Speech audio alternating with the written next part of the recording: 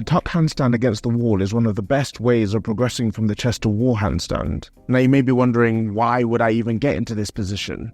Well, I'll tell you why. In terms of shoulder flexion mobility, personally, I've yet to find a drill that has supercharged my own shoulder mobility as much as the wall tuck handstand. Shoulder mobility in the handstand is absolutely everything, and for me at least, it was a real battle. Where the standard chest to wall produces an active shoulder flexion stretch, with the wall forcing us to create that straight line shape. In the tuck handstand, by tucking the knees between us and the wall, we are forced to push taller, flex the shoulders harder, and generally adopt all of the best habits of good handstand practice. The delts and the triceps work extremely hard in this position to maintain a straight back, and because of this, we end up with a solid base for developing our handstand pressing, as well as handstand push-ups. And so here's a quick run through of how to actually do it.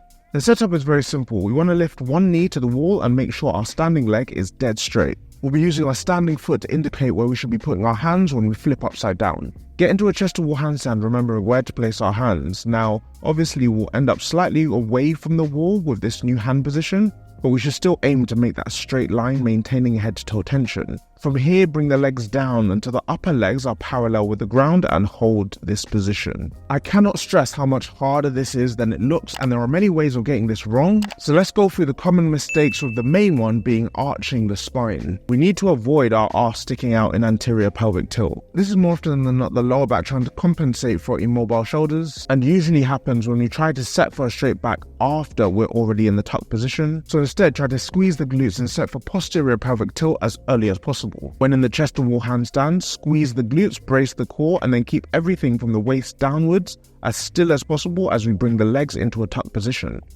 Push tall through the elbows and lock out the arms. I guarantee you this will not feel how it looks, so it's important to film yourself when trying this out.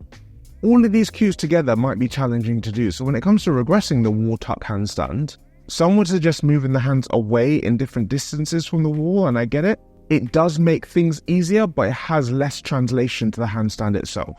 Take the wall away and you would never be able to balance in this position. Instead, what we want to do is vary the degree of tuck. Start with only a small bend at the knees, and over time, as we get stronger, we can lower the legs until we have them fully perpendicular.